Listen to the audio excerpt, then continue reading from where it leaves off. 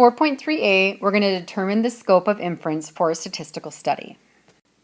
So the two things you're trying to figure out is, can you make inferences about the population, and can you make cause and effect conclusions for this?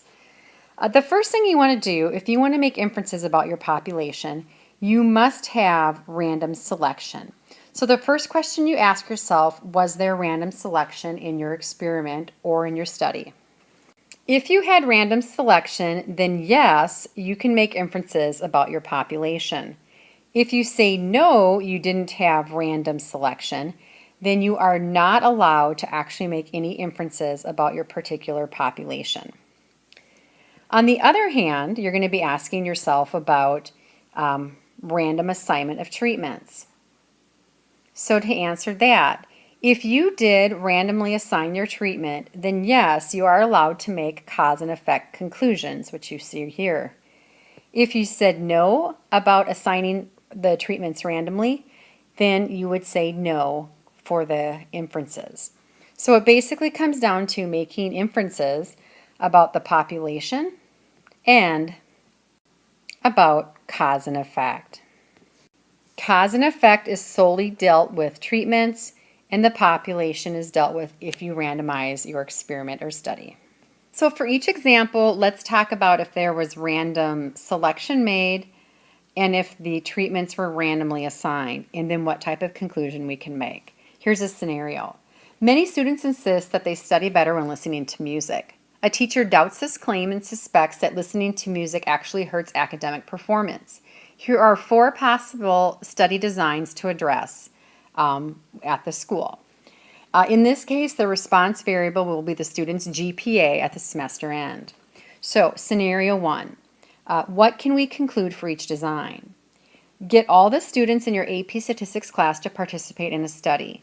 Ask them whether or not they study with music on, and divide them into 2 groups based on their answer to this question. So the first thing, was there a random assignment in this study? The answer is there was no random selection, so only this can be applied to the AP Stats students in the class.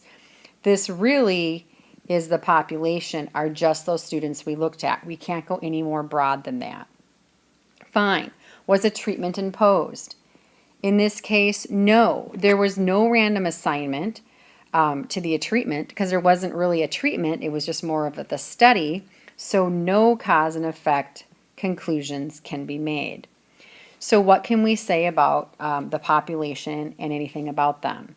All we can say is that AP students who listen to music while studying have lower GPAs than those who do not listen to music. We can't say that listening to music causes you to have lower GPAs because there's no random assignment here, and we have to limit the group to just those students we looked at. Example 2. We select a random sample of students from your school to participate in a study.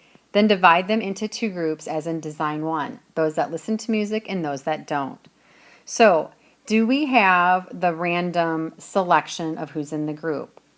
In this case, we do have random selection, so it means our population of interest can be the students from our school. We can be more broad. How about random assignment of the treatments? In this case, there was no random assignment, there was no treatment, so we cannot make any cause and effect conclusions. So based on this, we can say that the students at this school who listen to music while studying have lower GPAs than those who do not listen to music. Again, in this case, we were able to be more broad in who we are looking at for our population, but there's no cause and effect on having a better GPA.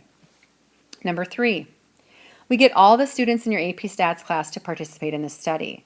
We randomly assign half of the students to listen to music while studying for the entire semester, and have the remaining half abstain from listening to music while studying. So, again, was there random selection of who's in the study? No, it was everyone in the AP Stats class, so that is our population of definition. Was there random assignment of a treatment? Absolutely, in this case there was. So based on that, there was random assignment. We can make a cause and effect relationships. So there is a cause and effect relationship between listening to music while studying and GPA, but only for those AP students in this study. Then our last example, we select a random sample of students from your school to participate in the study. Randomly assign half of them to listen to music while studying and the entire semester, and the remaining half abstain from studying. In this case, clearly there is random selection, which means, again, our population can now be more broad. It can be all the students in the school. Similarly as before, there is random assignment. There is a treatment going on in this case, so we can make cause and effect conclusions. What we could say is this. There is a cause and effect relationship between listening to music while studying and GPA for all the students at this school.